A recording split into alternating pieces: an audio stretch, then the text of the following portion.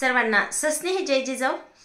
सध्या आपण बघतोय सोशल मीडियावर असेल, टीव्हीवर असेल, एक विचित्र अशी मागणी केली जाते, ती म्हणजे औरंगजेबाची जी कबर आहे खुलताबाद येथे, तर ती कबर उखडून टाकण्यात यावी, ती नष्ट करावी किंवा ती महाराष्ट्रात असू नये, अशा पद्धतीची एक मागणी होत आहे। हे खरोखरच खूप अज्ञानीपणाने केलेलं वक्तव्य आहे। आपण म्हणू की अतिशय ज्यांना जाणच नाही इतिहासाच्या अशा लोकांकडून हे होत आहे। कारण शत्रूही किती बलाढ्य होता, औरंगजेब निश्चितच दुष्ट होता, हे सगळ्यांनाच मान्य आहे। कारण त्यांनी त्याच्या वडिलांना संपवून तो गादीवर बसलेला होता, राजसत्ता त्याने हस्तगत केली होती। तो त्याच्या भावांशी किती क्रूर वागला हेही सर्वांना माहीत आहे। औरंगजेब हा दुष्टच होता, तो स्वराज्याचा शत्रूच होता।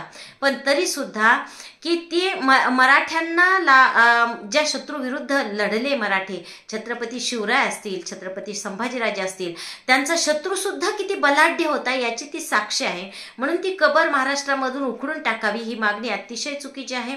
महाराणी ताराराणी, जिला आपण भद्रकाली कोपली असं तिथं वर्णन करतो, म्हणजे इतकी शूर पराक्रमी राणी होती महाराणी ताराराणी, जिने शेवटपर्यंत औरंगजेबाला महाराष्ट्र काबीज करताच आला नाही।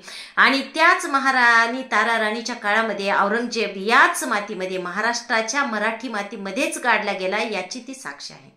आणि खरोखरच मग ती जर आपण उखडून टाकली तर आपण येणाऱ्या पिढ्यांना काय दाखवणार आहोत की मराठ्यांचा शत्रू कोण होता, तर मराठ्यांचा शत्रू सुद्धा किती बलाढ्य होता। आणि दुसरी गोष्ट अशी आहे, का बरं ती खबर उखडली तर त्यातून काय औरंगजेब थोडाच बाहेर येणार आहे आता, की ज्याला तुम्ही मारणार आहात किंवा तुम्ही त्याला आता सजा देणार आहात? म्हणजे किती विचित्र आणि अज्ञानी असं हे वक्तव्य आहे।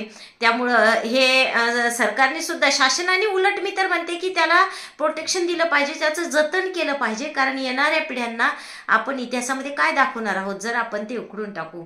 आणि ह्या कबर उखडून टाकण्यापेक्षा जे लोकांची ही मागणी आहे त्यांनी थोडंसं इतर ठिकाणी जावं ना। आता आम्ही सिंदखेड राजामध्ये राहतो, इथं लखुजी राजे जाधव यांच्या समाधी स्थळाचे काय हाल आहेत, काय अवस्था आहेत, याचा मुद्दा मांडा ना कधीतरी, आणि त्यावर बोला ना। विविध राजांच्या आज आपण विविध मराठा शिपायांच्या, सरदारांच्या ज्या समाध्या आहेत त्या अतिशय दुरावस्थेत आहेत, त्यावर बोला ना कधीतरी।